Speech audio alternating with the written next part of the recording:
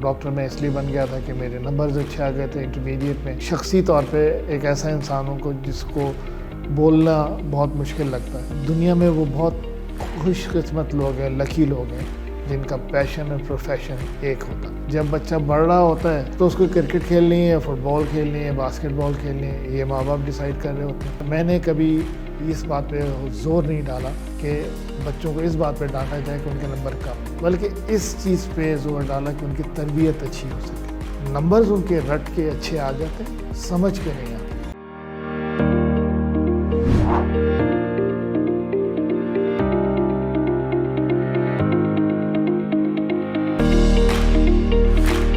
अस्सलाम वालेकुम नाजरीन, शेयरिंग ऑफ प्रोफेशनल विजडम के साथ मैं हूं आपका मेज़बान अली रहमान खालिद। नाजरीन, आज जो मेहमान हमारे साथ मौजूद हैं वो प्रेसिडेंट हैं रेडियोलॉजिकल सोसाइटी ऑफ पाकिस्तान के, और इसके साथ साथ वो एक कंसल्टेंट रेडियोलॉजिस्ट भी हैं। हम इनसे जानेंगे कि ज़िंदगी के फ़लसफ़े को ये कैसे देखते हैं और बीइंग अ रेडियोलॉजिस्ट अभी ये क्या क्या काम करें। अस्सलाम वालेकुम डॉक्टर मोहम्मद नवीस कुरैशी साहब, आप कैसे हैं? वालेकुम अस्सलाम जी, अल्हम्दुलिल्लाह, अल्लाह की बहुत मेहरबानी, अल्लाह के करम है, अल्लाह का शुक्र। डॉक्टर साहब, मुझे ये बताइएगा कि रेडियोलॉजी की फ़ील्ड को आपने क्यों चूज़ किया और इसमें आगे फिर आपने अपनी स्पेशलाइजेशन की, तो आपको पसंद थी या कैसे आप इस तरफ गए? जी, मैं जब डॉक्टर बना, और डॉक्टर मैं इसलिए बन गया था कि मेरे नंबर्स अच्छे आ गए थे इंटरमीडिएट में। पैशन मेरा कम ही था, मेरे वालिदैन का ज़रूर था, मेरे वालिद साहब का स्पेशली, अल्लाह उनको गरीक रहमत करे। जब मैंने MBBS कर लिया तो मेरे पास कुछ चॉइसेस थी कि मैं क्या करूं। क्योंकि मैंने जैसे बताया कि मेरा बहुत पैशन नहीं था इस बारे में, तो मैं थोड़े दिन मैं सरकारी जॉब करता रहा और एक इमरजेंसीज़ में और RMO की हैसियत में मैंने मुख्तलिफ़ डिपार्टमेंट्स में काम किया, पीडियाट्रिक्स में भी।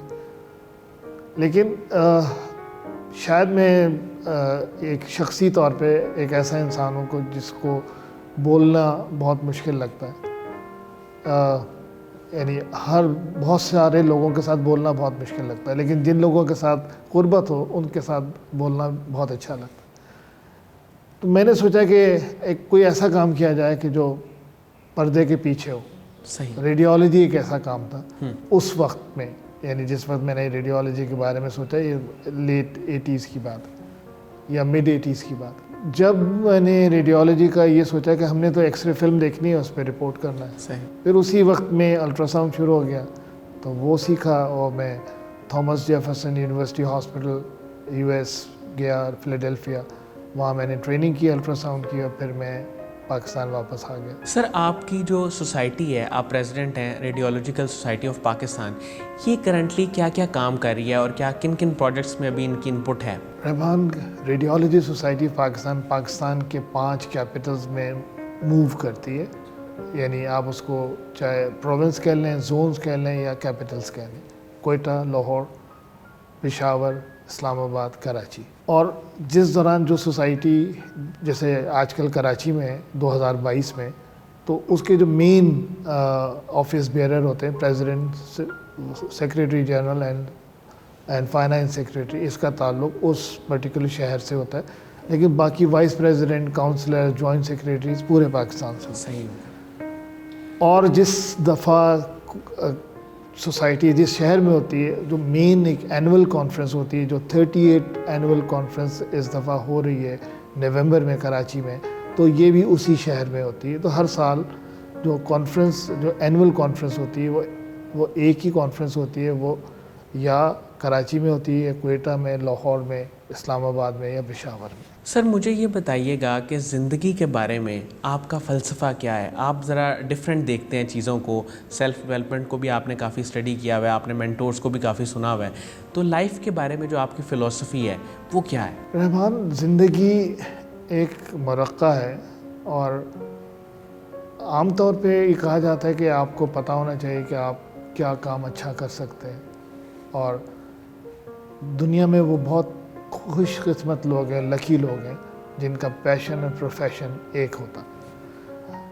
उनके एक होने का फ़ायदा सिर्फ ये होता है कि जब वो प्रोफेशन में अपनी मेहनत कर रहे होते हैं तो उनको थकावट नहीं होती, क्योंकि वही उनका पैशन भी होता है। लेकिन हमारे यहाँ, हमारे मुल्क में, मैंने ज़्यादातर या काफ़ी दफ़ा ऐसा देखा है अपने साथियों में जूनियर्स में कि लोग जो हैं वो उनका पैशन और उनका प्रोफेशन मुख्तलिफ होता है, और उसकी वजूहात एक बड़ी लंबी फहरिस्त है वजूहात की, और उसकी क्योंकि हमारे यहाँ फ़ैसले हर चीज़ के बारे में दूसरे करते हैं। ऐसे ही एक हमारा जिसको हम शायद ईस्टर्न कल्चर के नाम से उसको अकोमोडेट करने की कोशिश करते हैं, वो कल्चर है या नहीं इस बारे में बहस में मैं नहीं जाना चाहता।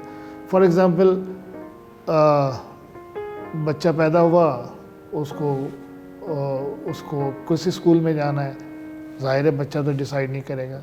जब बच्चा बढ़ रहा होता है तो उसको क्रिकेट खेलनी है, फुटबॉल खेलनी है, बास्केटबॉल खेलनी है, ये माँ बाप डिसाइड कर रहे होते हैं। उन माँ बाप के जहन में जो कोई इमरान खान, वसीम अकरम, जावेद मियादाद जैसे प्लेयर्स होते हैं तो वो उनको क्रिकेटर बनाना चाहते हैं। अगर इस्लाहुद्दीन और कलीमुल्लाह, समीउल्लाह उनके जहन में होते हैं तो उनको हॉकी खिलाना चाहते हैं।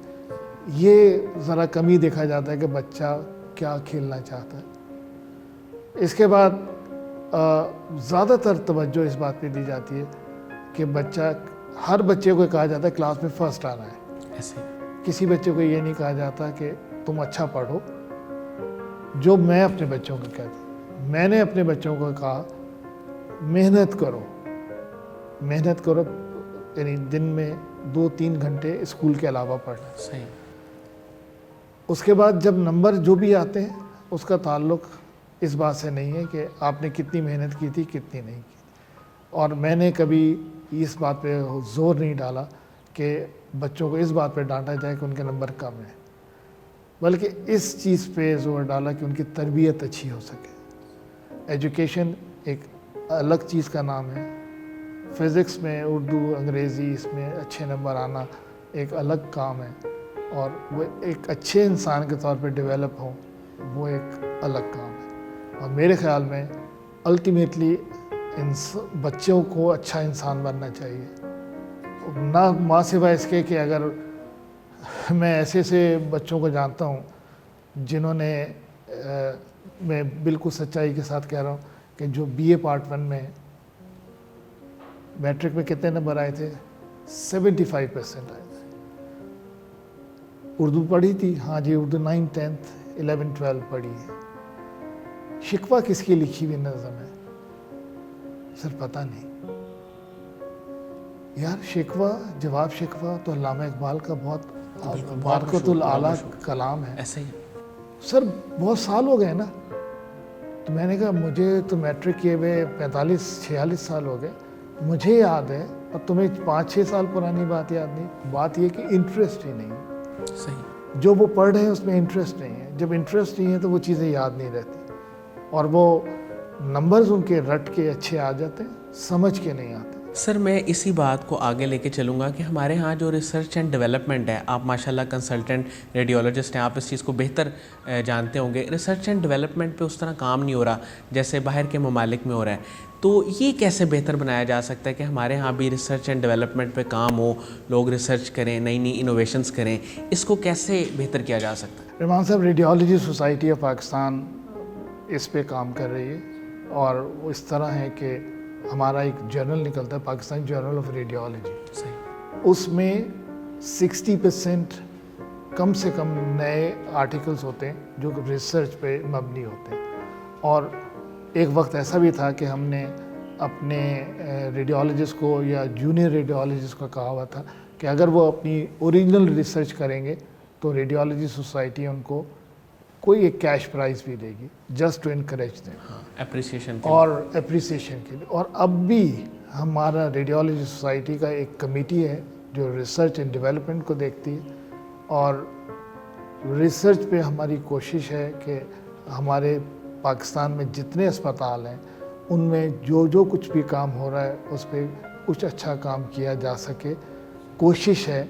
हाँ, ये आपकी बात सही है कि हमारे यहाँ लोग नई नई चीज़ें सीखना तो चाहते हैं, वो CT रिपोर्ट करना चाहते हैं, वो MRI सीखना चाहते हैं, वो इंटरवेंशन सीखना चाहते हैं, الٹرا ساؤنڈ سیکھنا چاہتے ہیں لیکن ریسرچ میں ان کا جو لگاؤ ہے وہ ذرا کم ہے. ہم اس کو بڑھانے کی کوشش کر رہے ہیں اور ریڈیولوجی سوسائٹی کا ایک میجر گول ہے کہ ہم اپنے لوگوں کو پاکستان بھر میں جتنے ریڈیولوجسٹ ہیں, جونیئر ریڈیولوجسٹ ہیں, ریزیڈنسی جو کر رہے ہیں, ان کو ہم ریسرچ کی طرف راغب کریں تاکہ اس سے اس ملک کو فائدہ ہو. کیونکہ جو کچھ یہاں ہو رہا ہے, فار ایگزامپل اگر علاوہ ریڈیولوجی کے ٹی بی یہاں پہ ایک بڑی کامن ڈیزیز ہے, امریکہ میں ٹی بی کا نام و نشان نہیں ہے. تو اس طرح جب آپ ریسرچ کرتے ہیں تو جو کچھ آپ دیکھ رہے ہیں اپنے ملک میں, اپنے علاقے میں, اس کا ایک بہت بڑا کنٹریبیوشن ہوتا ہے دنیا کے لیول پہ. ہم اس کی اہمیت کو جانتے ہیں اور کوشش کر رہے ہیں کہ ریسرچ, اور جو ہماری کانفرنس ہوتی ہے اس میں جو فری پیپرز پڑھے جاتے ہیں وہ 10 منٹ کا ایک پیپر ہوتا ہے. نارملی وہ جونیئر اور ریزیڈنٹ جو ریڈیولوجی میں ہوتے ہیں وہ پڑھتے ہیں, اور وہ ان کی چھوٹی چھوٹی ریسرچ ہوتی ہے جس کو پیپر کی صورت میں یا پوسٹر کی صورت میں کانفرنس میں پیش کرتے ہیں. سر مجھے یہ بتائیے گا کہ عام طور پہ یہ دیکھا جاتا ہے کہ کچھ لوگ ایسے ہیں جن کے پاس فائنینشیل ریسورسز بھی تھوڑے ہیں, اتنی زیادہ کوئی ان کے پاس چیزیں بھی نہیں ہیں جس پہ وہ مطلب خوش ہو سکیں, لیکن ان کی زندگی میں ایک اطمینان کی کیفیت ہوتی ہے اور وہ اپنے منیمم ریسورسز پہ خوش ہوتے ہیں. اور کچھ لوگ ایسے بھی ہیں جن کے پاس بہت زیادہ ریسورسز ہیں, فائنینشیل ریسورسز ہیں, گاڑیاں ہیں, گھر ہیں کئی اور بھی بہت ساری جو پرکس ہوتی ہیں وہ ہیں, لیکن ان کی زندگی میں خوشی نہیں ہے.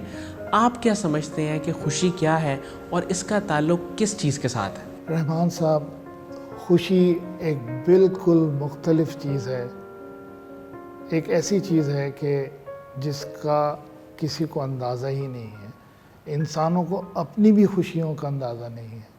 وہ خوشیاں جو ان کے پاس ہیں ان کو ان کا بھی اندازہ نہیں ہے. جس کی خواہش کرتے ہیں جس خوشی کی, جب وہ خوشی ان کو ملتی ہے تب بھی ان کو اندازہ نہیں ہے کہ ان کو اس بات پہ خوش ہونا ہے. خوشی بیسیکلی ایک اظہار ہے. آپ ہاؤ یو ایکسپریس, بالکل ایسے اپنی خوشی کو کیسے ایکسپریس کرتے ہیں. کچھ لوگ آپ نے دیکھا ہوگا کہ بہت چھوٹی چھوٹی چیزیں دیکھ کر چھوٹے چھوٹے خوشی کے لمحات کو جمع کر کے انجوائے کرتے ہیں. وہ لوگ ہوتے ہیں جو آج اس مومنٹ میں رہ رہے ہوتے ہیں. ورنہ ہمارے زیادہ تر لوگ ماضی میں رہ رہے ہوتے ہیں, مستقبل میں رہ رہے ہوتے ہیں. اور سب سے بڑا میرا گلہ یہ ہے کہ وہ ماضی کے فیصلوں سے مستقبل کو جانچنے کی کوشش کرتے ہیں. یہ تو بہت ہی ناممکن بات ہے. مستقبل کا راستہ ایک مستقبل کا راستہ ہے.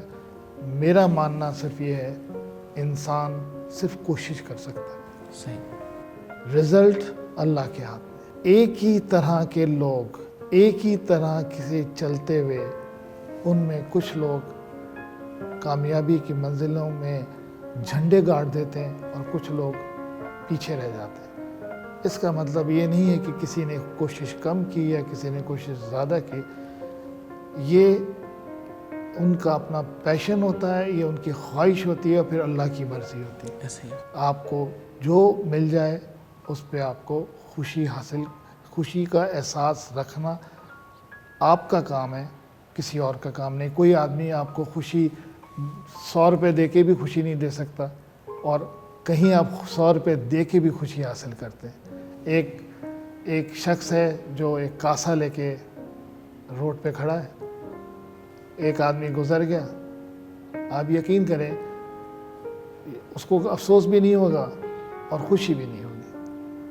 ایک شخص ہے, اس نے اس کاسے میں 100 روپے ڈال دیے, یا اس کو خوشی ہوگی لیکن افسوس نہیں ہوگا. ایسے. تو بیسیکلی آپ خوشیاں خریدنے کے مواقع خود پیدا کرتے ہیں, یہ کہیں سے آتی نہیں ہے.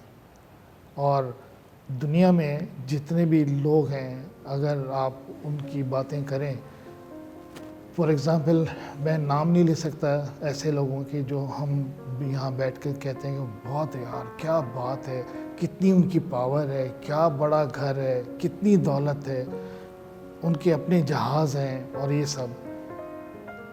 دوسری طرف اگر یہ کہا جائے کہ میں اپنا پورا پیکیج ان کو دے دوں اور ان کا پیکیج میں لے لوں, اور ان کے جو نیگیٹوز ہیں جو مجھے پتہ نہیں ہے जब वो मुझे पता चलता है तो मैं कहता हूँ नो, आई एम हैप्पी, जो कुछ मुझे मिला हुआ है वो अल्लाह का करम है। मुझे उतनी मुश्किलात नहीं मिली हुई जितनी मुश्किलात उनके पास है।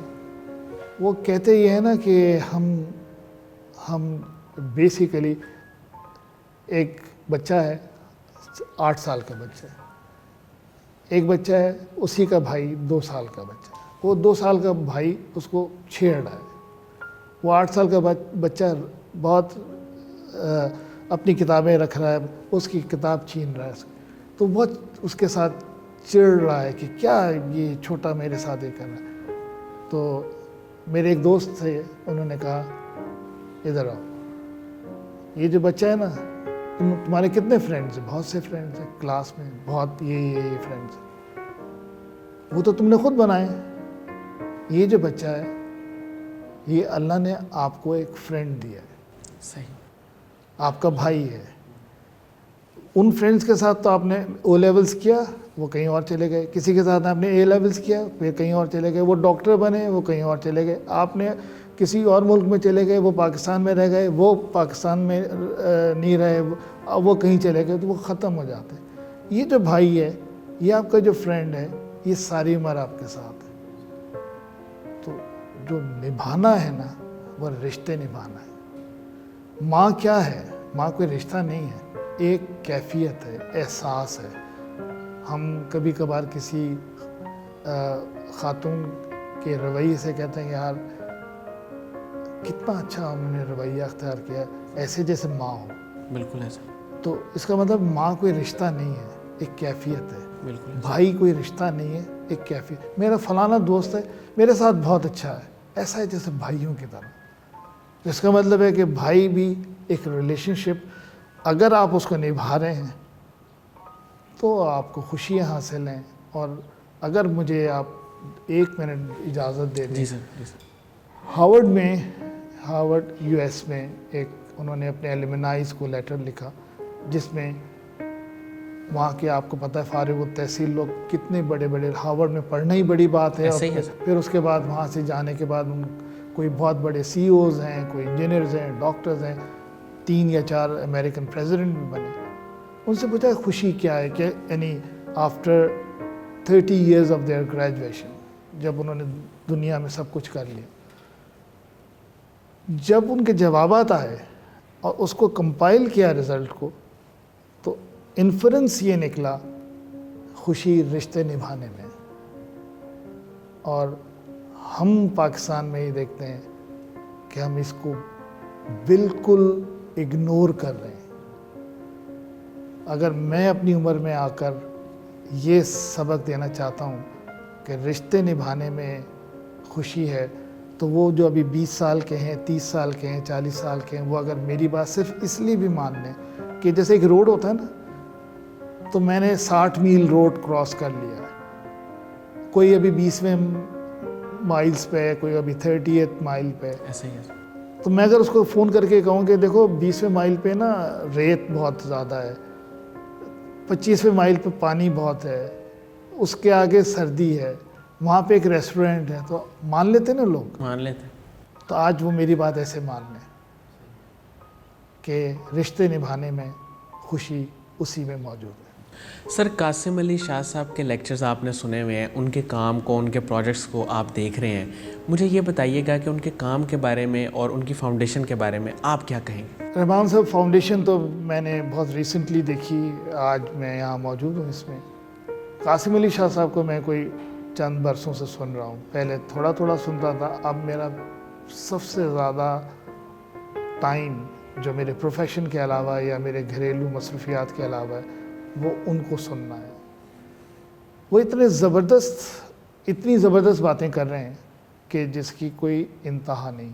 वो फ़िज़िक्स में आपको अच्छे नंबर नहीं दिलवा सकते, वो केमिस्ट्री में, उर्दू में, इंग्लिश लिटरेचर में, लेकिन वो जिस मेयार का इंसान बनाने की कोशिश कर रहे हैं नई नस्ल को, उसमें जो इनके पास आ गया, वो अपने इंसानी मेयार वाला जो नंबर है ना, वो 10 के स्केल पे कहीं 7 पे खड़ा होगा, कहीं 9 पे खड़ा होगा, कहीं 6 पे खड़ा होगा। ऐसा ही है। हमारी ہمارا جو نظام تعلیم ہے وہاں صرف سبجیکٹ پڑھایا جا رہا ہے، تربیت نہیں کی جا رہی۔ قاسم علی شاہ تربیت کر رہے ہیں۔ اور جو بڑی بات یہ ہے، جو کبھی کبھی جب وہ آڈینس کو بھی دکھاتے ہیں یا آڈینس کے سوالات کر رہے ہوتے ہیں قاسم علی شاہ سے، تو میرا یہ احساس ہے کہ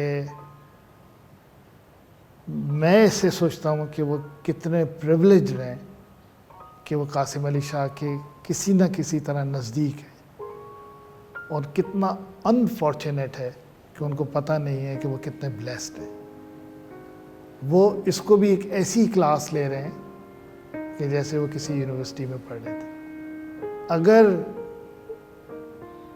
کسی کو یہ پتہ ہو کہ قاسم علی شاہ کیا کہہ رہے ہیں اور وہ اس کو ازبر کرے اور سمجھنے کی کوشش کرے، آج ہی سمجھنے کی کوشش کرے، تو اس کی زندگی میں بے بہا کامیابی مل سکتی ہے۔ مجھے اگر آپ اجازت دیں تو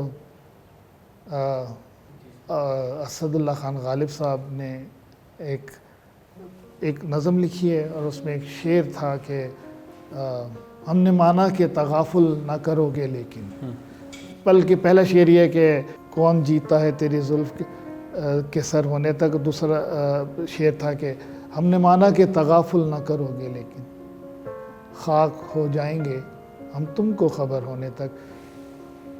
آج سے چند مہینوں پہلے تک میں اس کو پیورلی ایک رومانٹک شعر سمجھتا تھا کہ ایک چاہنے والا ہے، وہ اپنی ایک چاہنے والی فرینڈ کے لیے یہ کہہ رہا ہے کہ تو جب مجھے کچھ ہو جائے گا نا تو تم آؤ گی ضرور، لیکن جب تک تمہیں خبر ملے گی تو اس وقت تک تو مجھے دفنا دیا جائے گا۔ میں تو ایسے سمجھتا ہوں، لیکن ابھی ریسنٹلی ایک واقعہ ایسا ہوا، تو اس کے بعد مجھے یہ لگا کہ یہ اس کا مطلب یہ نہیں ہے۔ اس کا مطلب مجھے لگتا ہے کہ قاسم علی شاہ جو کچھ بچوں کو بتا رہے ہیں نا، جب وہ 40 برس کے 45 برس کے ہو جائیں گے نا، اور ان کو سمجھ میں آئے گا، 50 برس کے ہو جائیں گے جب ان کو سمجھ میں آئے گا، او سر قاسم علی شاہ نے یہ بات کی تھی، او اس کا یہ مطلب تھا، تو قاسم علی شاہ کی تعریف کرنے میں ان کو ایک لمحہ نہیں لگے گا، اوہ کیا گریٹ ٹیچر تھے، لیکن اس وقت تک بہت دیر ہو چکی ہوگی۔ تو شاعر نے بھی یہی کہا، ہم نے مانا کہ تغافل نہ کرو گے لیکن، تغافل غفلت نہیں کرو گے، تعریف کرنے میں غفلت نہیں کرو گے، فوراً تعریف کرو گے، لیکن جب تم کو بات سمجھ میں آ جائے گی اس وقت بہت دیر ہو جائے گی۔ تو میرا ان کے ساتھ یہ مشورہ ہے یا میرا پیغام یہ ہے کہ وہ بہت دیر ہونے سے پہلے بہت جلدی ان کے میسیجز کو سمجھے اور اس پہ عمل کرنے کی کوشش کرے، تو ان کی زندگی میں کامیابی اور کامیابی۔ Thank you so much doctor Muhammad Nafees Qureshi Sahib, آپ تشریف لائے اور آپ نے اتنی اہم گفتگو کی۔ ناظرین، مجھے امید ہے کہ آپ نے ان کی گفتگو سے بہت کچھ سیکھا ہوگا، خاص طور پہ جو لائف کی ایک فلسفی ہے، پھر ہیپینس ہے، اور پھر قاسم علی شاہ صاحب کے بارے میں جس خوبصورت انداز میں انہوں نے گفتگو کی، اس سے آپ کو یقیناً بہت فائدہ ہوا ہوگا، اور ایک جو قدردانی ہے اس کا احساس آپ کے اندر پیدا ہوا ہوگا۔ اس کے ساتھ ہی اجازت دیجیے، اپنا بہت ہی خیال رکھیے گا۔ انشاءاللہ دوبارہ حاضر ہوں گے ایک نئے انٹرویو کے ساتھ۔ اللہ حافظ۔